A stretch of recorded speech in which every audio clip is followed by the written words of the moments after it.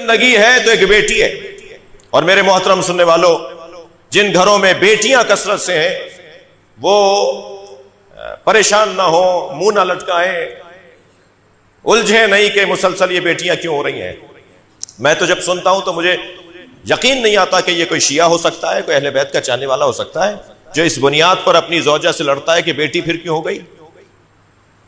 جی تیسری بیٹی ہو گئی، چوتھی بیٹی ہو گئی. اب یہ میں میڈیکل سائنس کی طرف نہیں جا رہا کہ بیٹی ہونے میں بھی اور بیٹا ہونے میں بھی سارا مسئلہ مرد ہی کا ہے. خاتون تو بیچاری جاہلانہ رسم و رواج کا شکار ہوتی ہے. بیٹا ہو رہا ہے تب بھی مرد کا ہی بدنی صلاحیتوں کا مسئلہ ہے، اور بیٹی ہو رہی ہے تب بھی بدنی صلاحیتیں مرد ہی کی ہیں کہ جو بیٹی کروا رہی ہے. صلوات پڑھ لیں ذرا محمد. بیچاری خاتون کا تو اس میں وہ کردار نہیں ہے. البتہ بیٹی ہونے پر فخر کرنا اور بیٹے ہونے پہ شکر کرنا، یہ ایک اہل بیت کے چاہنے والے کی نشان. تمہید زندگی، جینے کا شوق، زندہ رہنے کا شوق ایک بیٹی کی وجہ سے. اور یہی جب اصل زندگی بنتی ہے تو زوجہ بن جاتی ہے.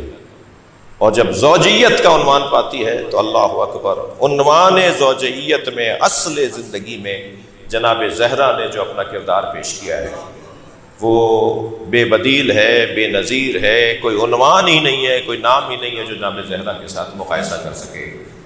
علی جیسا مشکل کشا، علی جیسا کامل وجود، اکمل وجود، اشرف اور اعلیٰ وجود، علی جیسا قرب الہی میں انفرادی وجود. یہ کہتا ہوا نظر آئے کہ مجھے قرب الہی حاصل کرنے میں فاطمہ مدد کرتی ہے.